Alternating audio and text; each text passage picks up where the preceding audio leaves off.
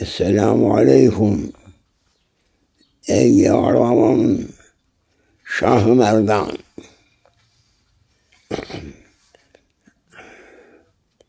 Esselamu Aleyküm. Ey Allah'ın arslanının yolunu sevenler. Size selam olsun. Günümüz hayır olsun. Şerefimiz müjdat olsun. Nurumuz ziyade olsun. Buyurunuz. Buyurunuz Rabbimizin kulluğuna.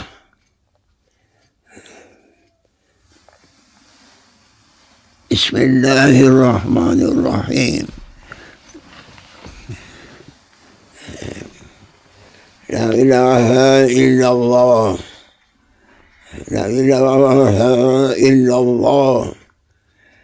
La ilahe illallah. Seyyidina Muhammed Resulullah. Ey yaraman Şah-ı Merdan. Allah'ın arslanının yolunu seven. Ey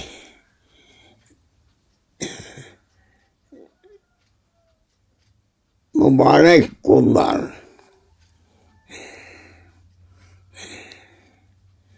Buyurunuz meclisimize. Meclisimiz hayır meclisidir.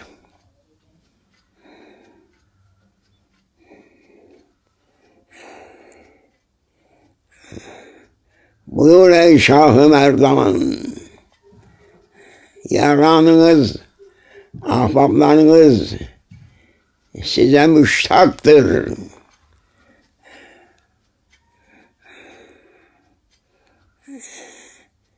Sizin yolunuza müştak ve hayra talip olanlardır. Ummel hayr. Ummel hayr. Ammu hayran. Ne dedin? Ammu hayran. Ammu hayran. Ummu. Ammu hayran. Ne der? Ummu hayran.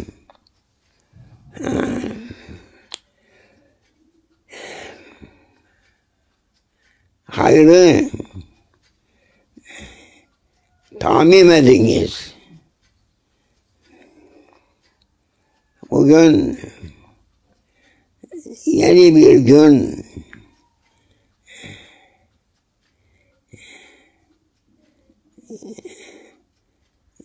Bugünün sohbeti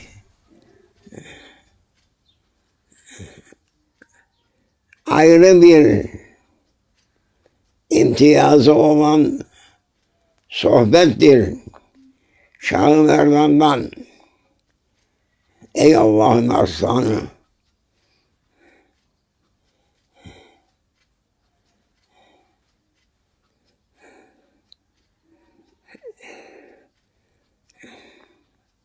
Maşallah. La kuvvete illa billah. El-aliyyil azim.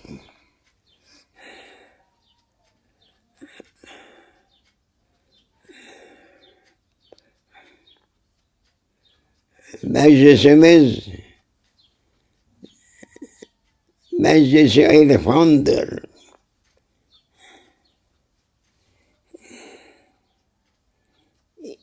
İnsanlığımıza cile vurur.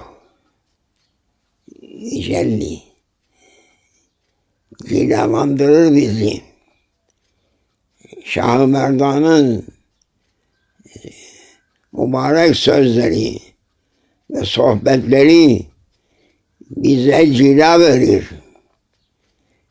parlatır bizi. Onun için dikkat et. Ey insan! Ey insan! Şah-ı Merdan'ın mübarek sözleriyle cilalanalım, cila giyelim, parlayalım, gökteki yıldızlar gibi olalım. Ne buyurdu ahir zaman peygamberi? Ashab-ı kennucum. Ahir zaman nebisi, Sultanul Enbiya, Habib Rabbul Alemin ne buyurdu?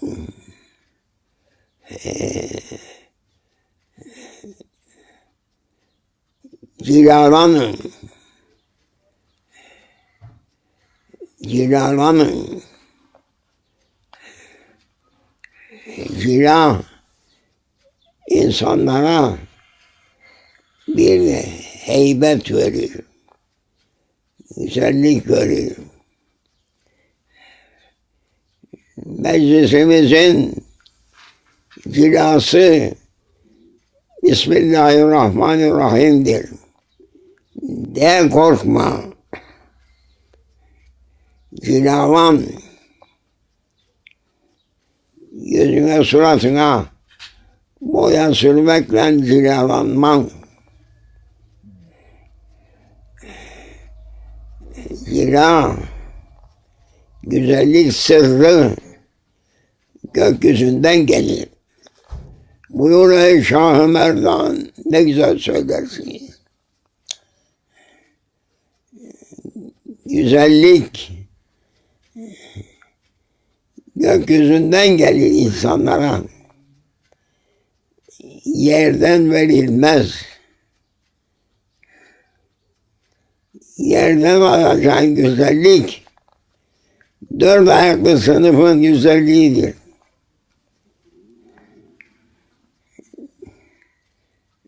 Ne güzel at dersin.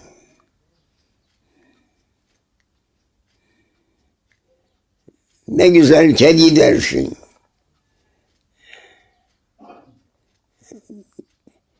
Onda bir güzellik oluyor.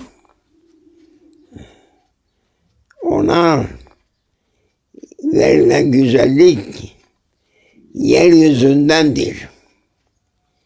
Gökyüzünden enen güzellik var. O insanlaradır.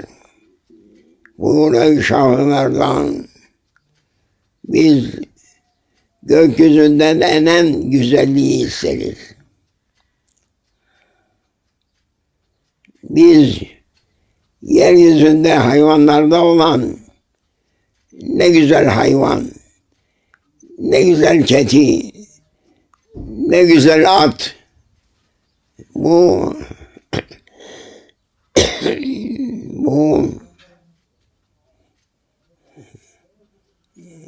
insanlar için değil, hayvanlar için söylenir. Ne güzel at şekliyle bir ona verilmiş olan bir güzellik var. Lakin insana verilen güzellik ata verilenkine benzemez. İnsanın güzelliği göklerden iner. Gökyüzünden iner insanların güzelliği. Hayvanların güzelliği yeryüzündendir. Ne güzel at. Nasıl güzel oldu? Güzel bakımlı oldu. Ne yedi? Arpa yedi, saman yedi, çayır yedi, güzel oldu. Biz hayvan güzelliği aramıyoruz.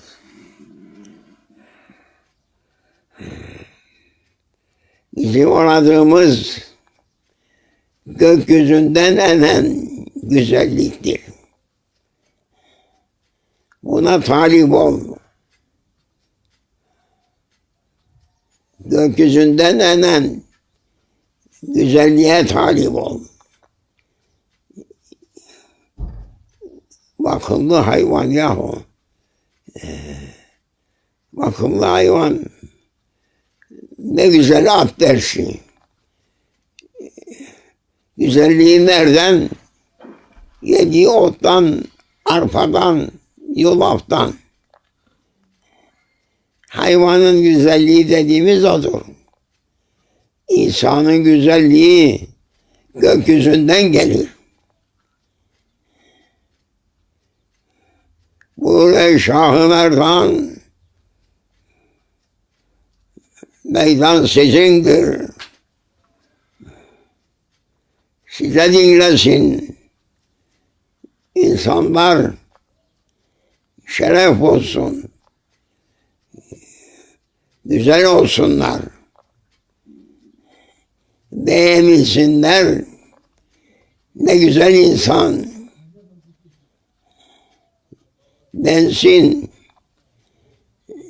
Yeryüzünde de senin güzelliğin, kemalin söylensin. Gökyüzünde de işaret olunsun. Ne güzel kul. Ne güzel kul. Nasıl oldu? Ne güzel kul. Ne güzel attan beraber olmaz. Ne güzel kul. Nasıl beslendi? Gökyüzünden beslendi. Güzelliği insanın gökyüzünden iner. Ne güzel at. Hayvanın güzelliği yeryüzündeki ottan, arpadan, yulaftandır. Biz onu istemiyoruz. Biz gökyüzünden gelen güzelliği isteriz. Ne güzel insan. Dedi sana kendine. Başka öyleyse dinle Şah-ı Merdan'a. Diyelim Bismillahirrahmanirrahim. Size Asuman'dan, gökyüzünden güzellik sevbi, isvab deriz biz. Sevbi reiz, sevbi şeref,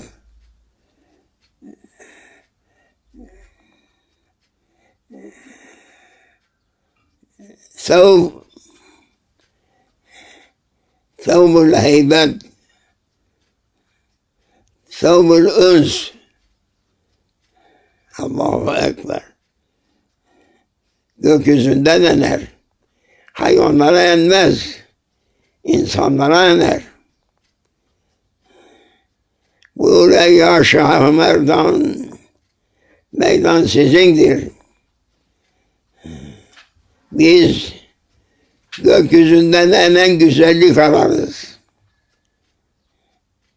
Yeryüzündeki güzellik hayvanlarındır. Ne güzel at, ne güzel kedi dersin. Bu hayvanlaradır. İnsanın güzelliği gökyüzünden gelir. Ne güzel insan. Nereden? İşte güzellik müsabakası yaptık.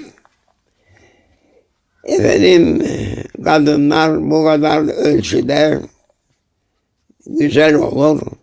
Erkekler bu ölçüde güzel olur. Bu hayvanın güzelliğidir. Biz bunu istemeyiz. Gökyüzünde bize giydirilen güzellik esbabı, isbab deriz biz. Biz onu isteriz. anlayamıyor. İnsanları şeytan beşine takmış. Yürütüyor. Benimle beraber yürüyünüz. Sizi güzel yapayım. Böyle böyle. Bunun ismi nedir? Moda derler. Şeytanın insanları aldattığı yol bu. Şeytan insana diyor ki, sizi daha güzel yapayım ben. Nasıl olacak? Modayla. Modayla elbise giyersiniz. Modayla görürsünüz. Modayla yer içersiniz. Modaya uyarsınız. Güzel olursunuz.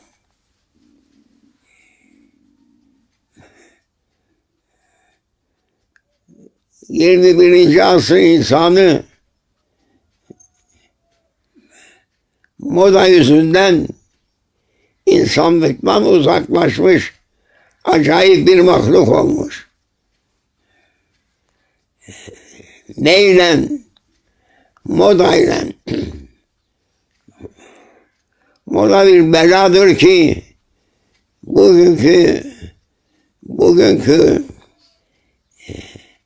economical crisis dediği ekonomik sıkıntıya düşmenin birinci sebebi bu modadır.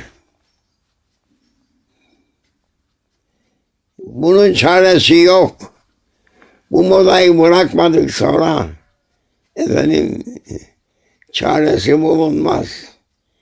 Krizin önüne geçilmez.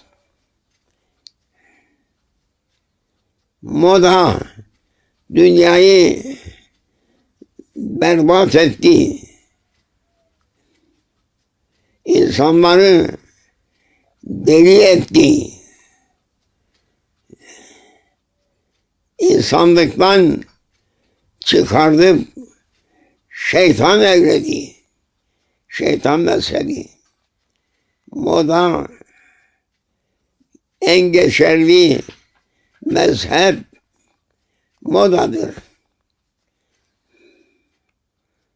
Madem modayla gidiyor, ucu bucağı bulunmaz. Ve moda insanı güzelleştirmez. Moda belki insanı hayvani hayatı için güzel gösterir. Lakin manevi yapısıyla insanlıktan çıkar.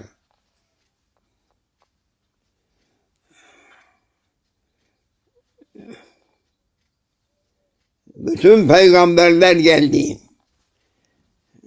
Aleyhisselam. İnsanları şeytanlaştıran modaları yıkmak için geldi. Esatirul evvelin dediği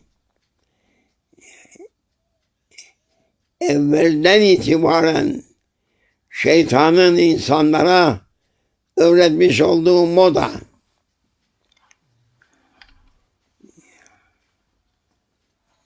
İlk insandan başladı.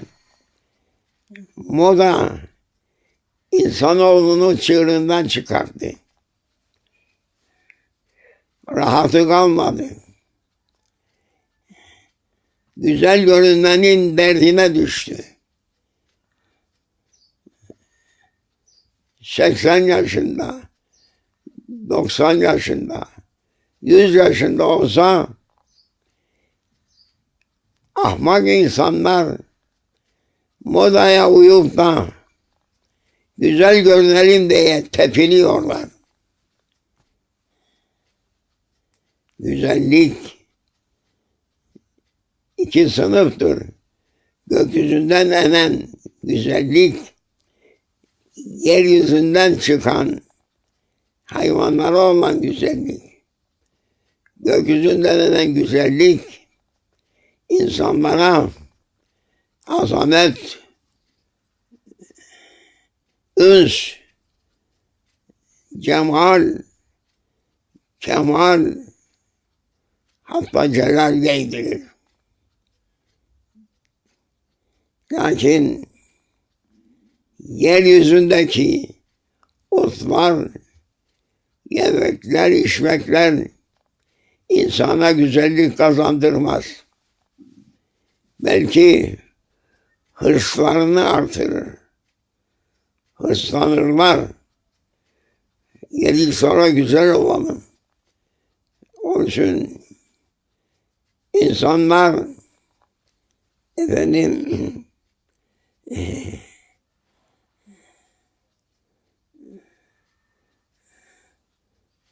karnının hadimi ne der ona?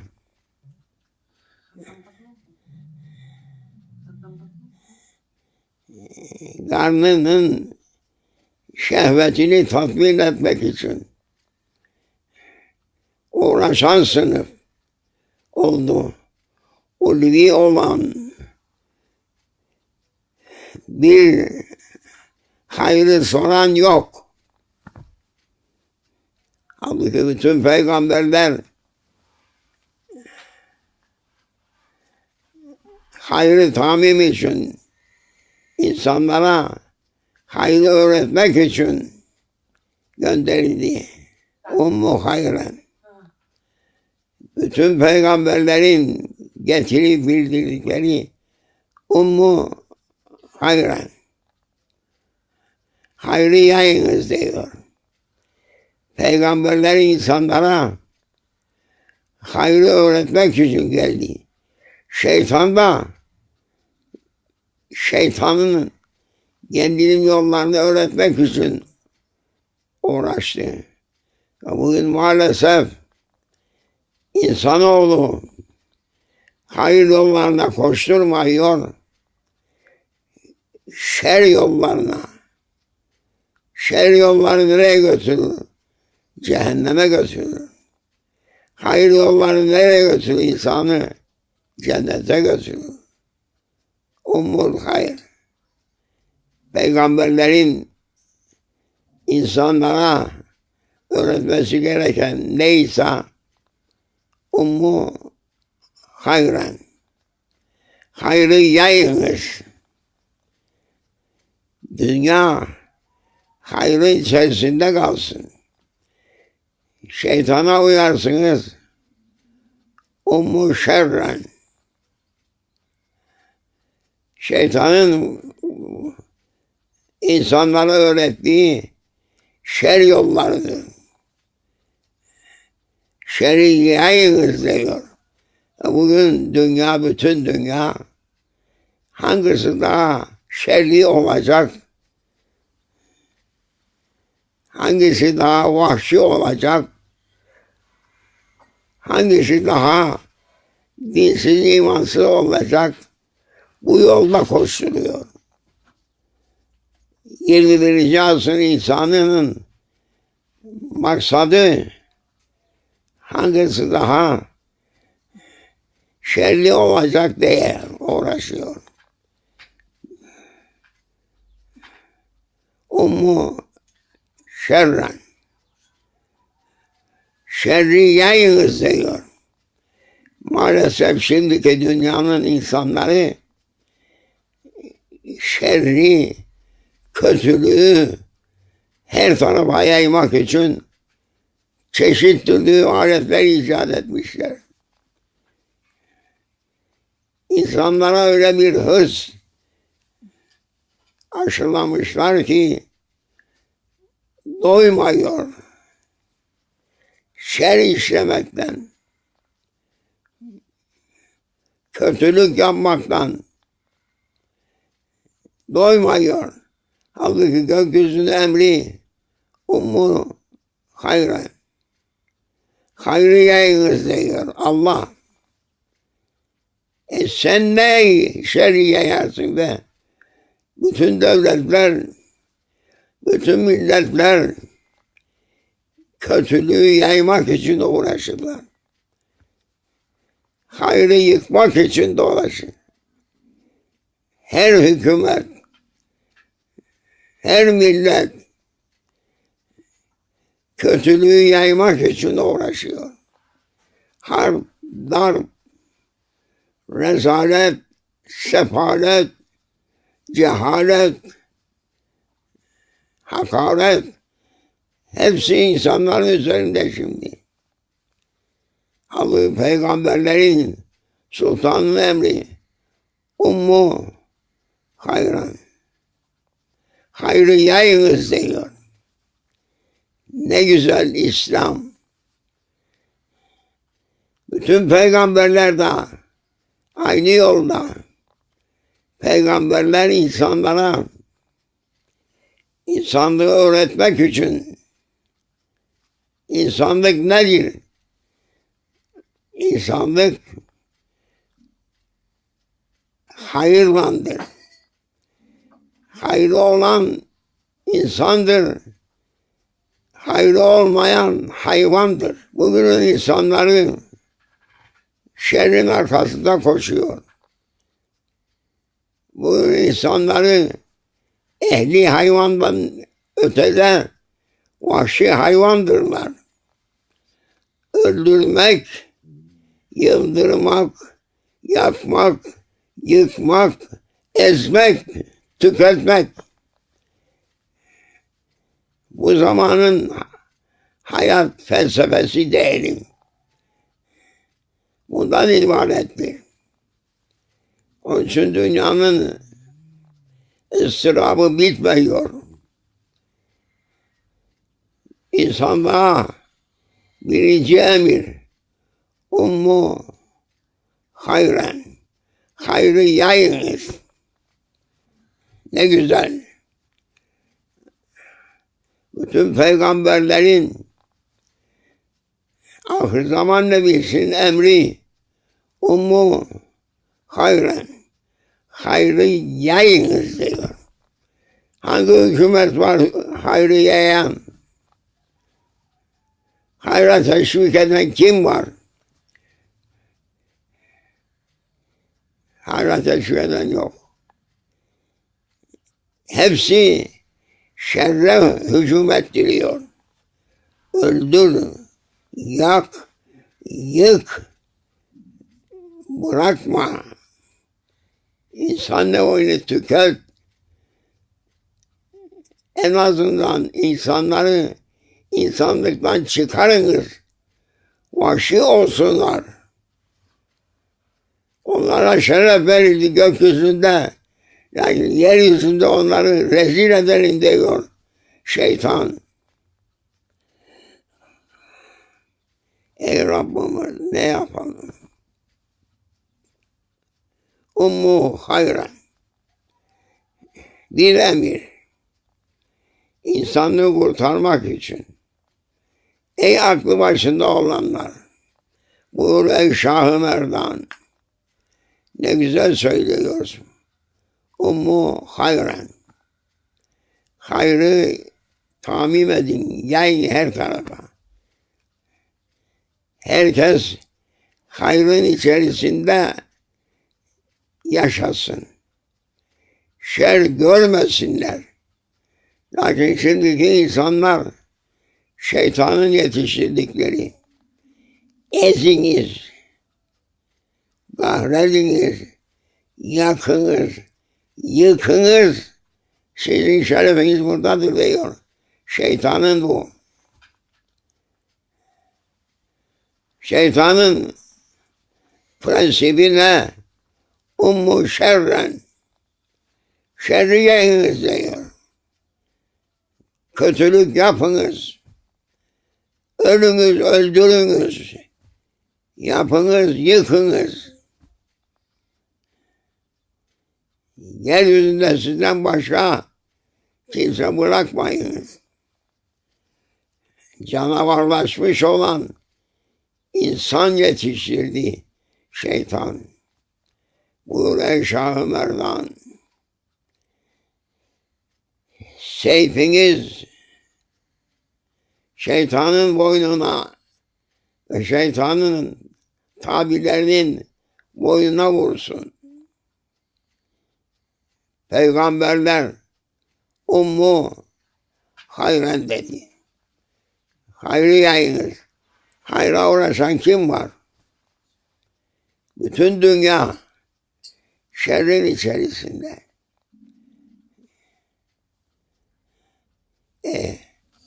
İnsanoğlu kendi kendisini kahrediyor.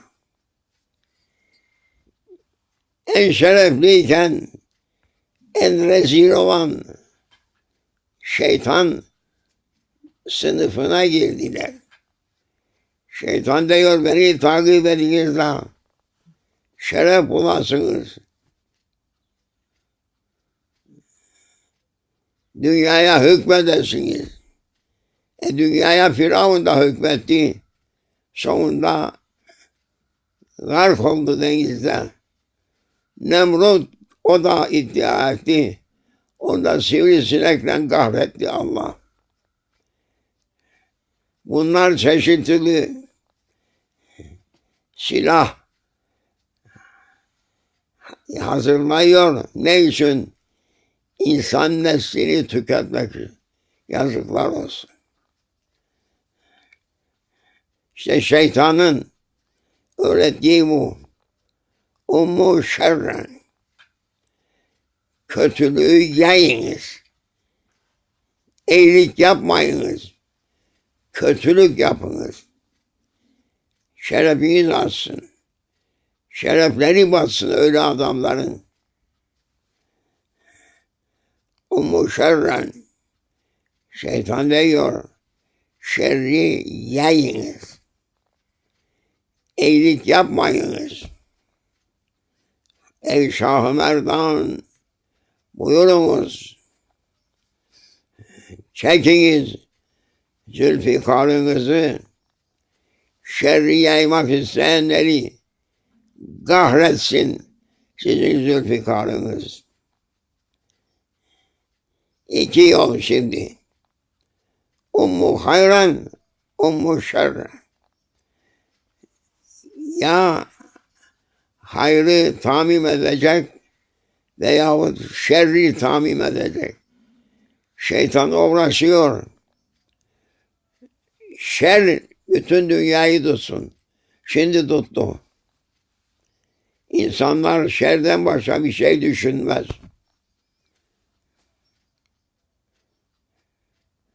Düşünmezler ki nice firavunlar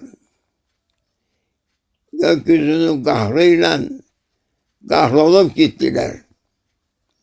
Sonra ne oldu?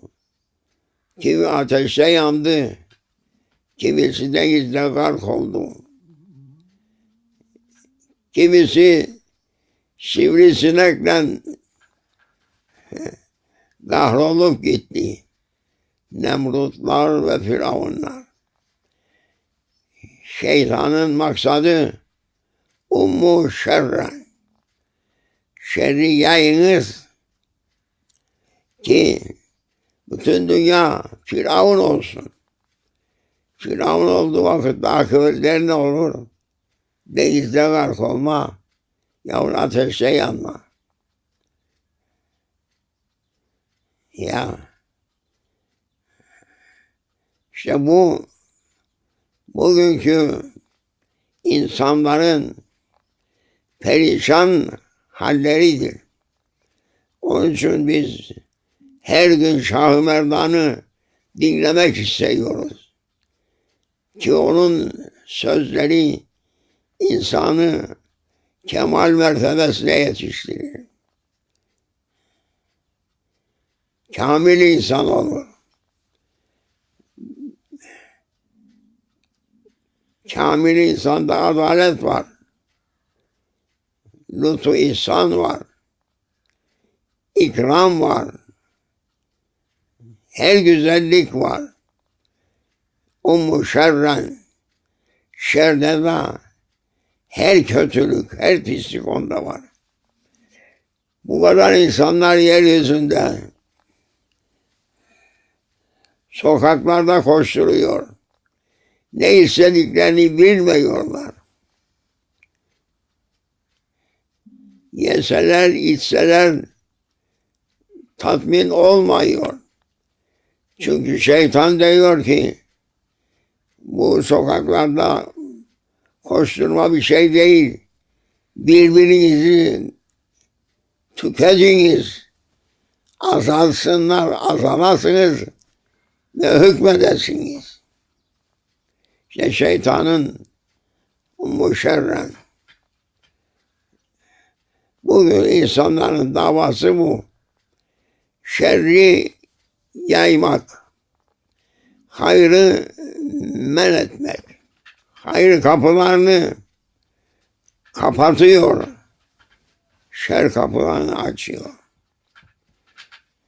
Ey bizi yaratan Mevlamız, bize hayrı öğretecek, sahip kılan bir Şah-ı Merdan, 1000 Şah-ı Merdan, 40.000 Şah-ı Merdan gelsin. Bizim eğriliklerimizi şerri yıksın. Şer yıkılmadık sonra dünyanın rahatı yoktur. Hayren. Hayrı tamim edeceğiz. Başka kurtuluşumuz yok. Hep silahları bırakacağız. Hayrın peşine koşacağız. Dünya rahat olacak. Değilse dünya şeytanın cehennemidir. Sizi de cehenneme atar. Kendi akıbetine düşürür. Şeytanın emri şerri yayınız. Peygamberlerin emri hayrı yayınız. Ey Rabbimiz! Bize bunları talim edecek Şah-ı Merdanlardan gönder. Ey Şah-ı Merdan! Aleyke Rızvanur Rahman. Çek Zülfikar'ını, şeytanı da şeytan gibi şerri yeymeye uğraşanları da tüket. Vur kılıncını. Vur. Allah aşkına vur. Peygamber aşkına vur. Canavarlar doldu dünya. Vur. Canavar sıfatlı şerri öğretenleri tüket. Dünya o zaman size güzel olsun. Sizi Allah'a yaklaştıracak hizmetleri yaparsınız dünyada. Şer kalksın. Şer kapıları kapanmadık sonra dünya rahat olmaz. İşte bugünkü sohbetimiz Şah-ı Merdan'dan budur ki ummu hayran, hayrı tamim ediniz. Ventehu şerren, şerden vazgeçin, hayır kapılarını açın. Bu silahlara vereceğiniz parayı insanlara verseniz dünya cennet gibi olur. Lakin sizin hırsınız insan nevini tüketmek. Hocanız kim? Şeytan. Ey Şah-ı Merdan! Maşallah. La kuvvete illa billah. Ortalık alt üsttür. Bunu inandıracak değildir. Madem ki insanlar boyuna şerrin dolabını döndürüyorlar, gelecek şerdir. Başlarına hayır gelmez. İşte bak, bütün dünyaya bak. Yolu değiştir. Hayra koş. Şerre koştuğun vakitinde dünya düzelmez. İnsanlar insan olmaz. Vahşi olurlar. Bugünkü sohbetin hulasası budur ki Şah Merdan buyurur. Hayrın arkasına düşün. Şerri bırakın. Dünyanız mamur. Ahiret azabından da emin olur size. Değilse yukarıdan da inecek var. Kasırgalar geliyor. Fırtınalar geliyor. Seller geliyor. Zelzeleler geliyor. Ummadığı yerden yanardağlar çıkıyor. Ummadığı yerden adalar batıyor. Allah'tan kork. Hıf Allah. Allah'tan korkunuz. Değilse şeytanın akıbeti size de gelir. Tövbe ya Rabbi, tövbe estağfurullah. Ey Şah-ı Merdan, Habib-i Yezdan, Farsça'da söyleyeyim. Farsça'da, Farisi lügatıyla da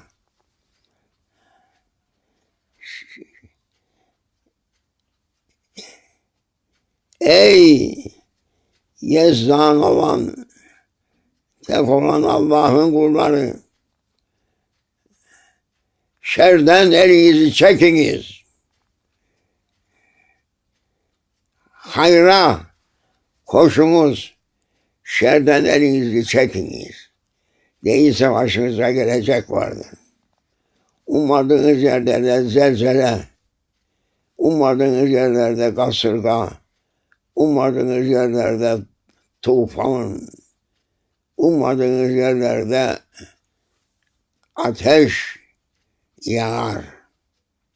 Sakınınız, Allah'a karşı gelme, kötülüğü yayma, kötülükleri söndürmeye bak. İnsan öldüren iyi değildir, kötüdür. Bilesin ey Acem, ey Alevi olan, Şia olanlar. Şah-ı Merdan öyle buyurdu. Elinizi şerden çekiniz. Hayrın arkasından koşunuz. Şerden kaçınız. Hayra koşunuz. İşte budur. Ne güzel söz söylemiş. Ey Şah-ı Merdan, Habibur Rahman,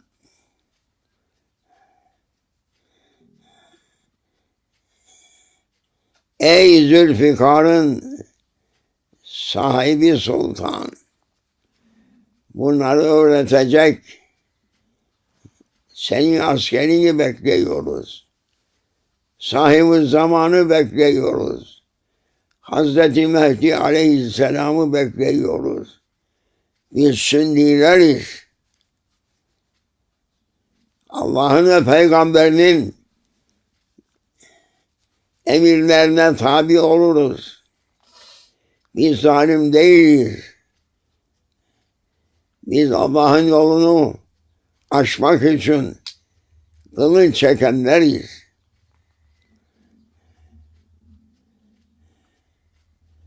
Bin sene ecdad-ı izamımız Osmanlı İslam'ın sancağını kaldırdı.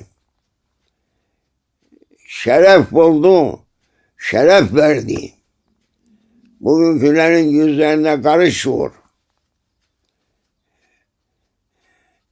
Allah soracaktır.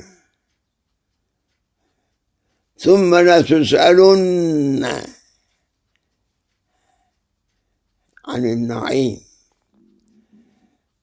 Size verdiğim nimetlerden soracağım diyor. Bir de ayet-i kerime Estaizu billah ve tilkel eyyamu yudaviluha beynen nas. İnsanoğlunun her sınıfına kuvvet vereceğim. Bakalım ne yapıyorlar. Beni dinliyorlar mı? Yoksa şeytanın arkasında. Bu milletlerin, devletlerin hepsi şeytanın peşinde koşuyor. Lakin yukarıdan inne batşe rabbike leşedid. İlahi batş, sille-i Rahman yıkar. Bak Hicaz nasıldı? Seller aldı götürdü. Yazın ortası geliyor. Kar yağdı Hicaz'a. Ne için?